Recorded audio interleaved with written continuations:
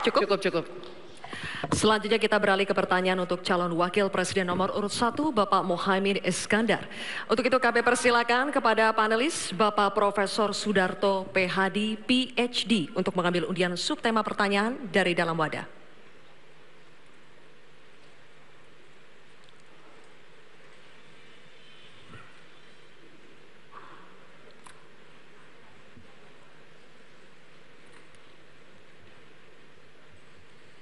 Mohon tunjukkan kepada hadirin dan juga kepada kami.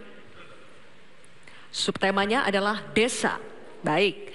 Selanjutnya kami persilakan panelis Ibu Profesor Dr. Sulistiowati Irianto untuk mengambil undian daftar pertanyaan dari dalam wadah. Silakan.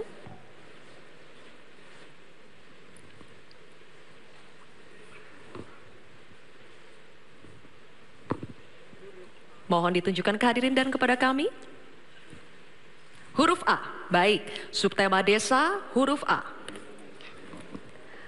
Amplopnya masih dalam keadaan tersegel, Bapak. Saya akan buka amplopnya dan kami ingatkan kembali kepada calon wakil presiden untuk mendengarkan pertanyaan dengan seksama karena pertanyaan hanya akan kami bacakan satu kali. Pertanyaan untuk calon wakil presiden nomor urut 1, Bapak Muhaimin Iskandar. Desa adalah daerah yang cenderung ditinggalkan warganya. Dampaknya desa makin kehilangan sumber daya manusia potensialnya. Pertanyaannya, bagaimana kebijakan dan strategi paslon agar warga desa lebih berminat untuk tinggal dan membangun desanya?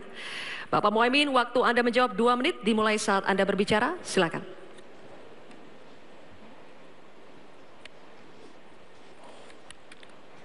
Terima kasih. Saya catat sedikit. Yang penting ini bukan catatan Mahkamah Konstitusi. Hadirin-hadirin sekalian yang saya muliakan, sebetulnya diawali dari paradigma. Paradigma pembangunan kita itu apa? Dulu kita gagal zaman Orde Baru karena kita membangun dari atas. Dengan pembangunan desa, kita membangun dari bawah. Dengan pembangunan dari bawah, kita yakin akan tumbuh kehidupan kemasyarakatan, ekonomi, sosial, budaya yang akan terus terjaga dan lestari.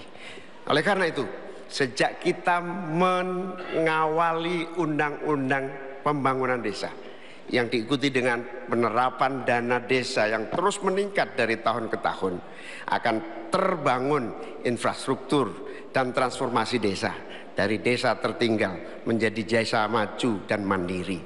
Hari ini sudah 13.000 desa yang tertinggal menjadi desa tinggal, sudah menjadi desa maju, desa mandiri. Sekarang tinggal 4.000 saja.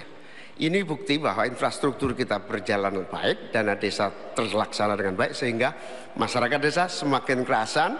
Nanti ke depan kita akan siapkan lagi, naikkan lagi anggaran 5 miliar per desa. Agar apa? Tidak hanya infrastrukturnya yang baik, tetapi juga ada kehidupan ekonomi yang tumbuh melalui BUMDes, melalui berbagai kegiatan wirausaha yang tumbuh, pertanian, peternakan, ekonomi kreatif tumbuh di desa, sehingga orang tertarik di desa. Jadi infrastruktur beres, pembangunan sarana prasarana tumbuh, kegiatan ekonomi memadai, dan desa terjaga menjadi komunitas yang membanggakan, sehingga masyarakat tidak lagi tertarik menjadi urbanisasi, tapi juga kembali ke desa, membangun desa untuk pembangunan bangsa. Baik. Terima kasih. Waktu habis. Terima kasih. Nanti ada waktunya. Bapak Ibu, Kita lanjutkan, Bapak Ibu.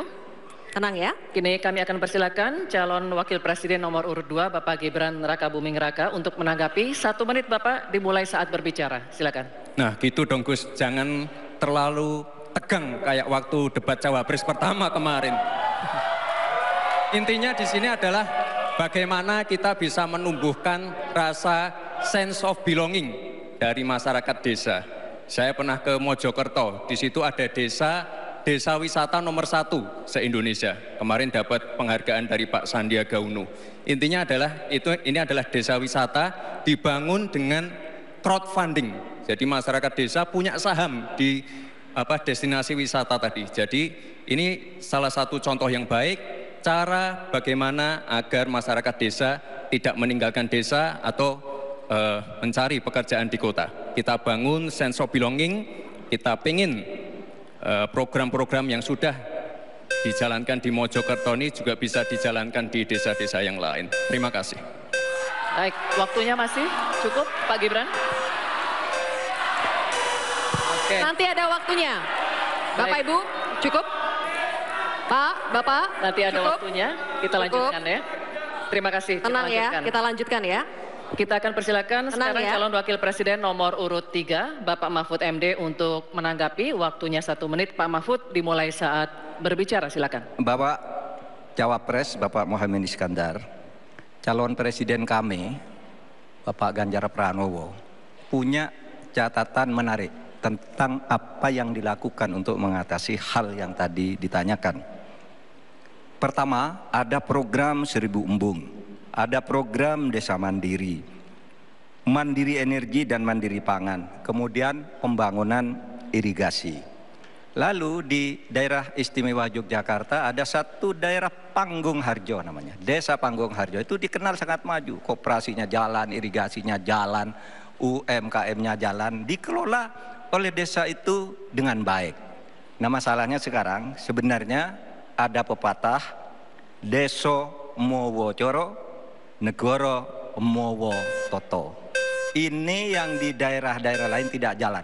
Negara terlalu intervensi ke desa dalam soal-soal administratif. Terima kasih. Terima kasih Pak Mahfud.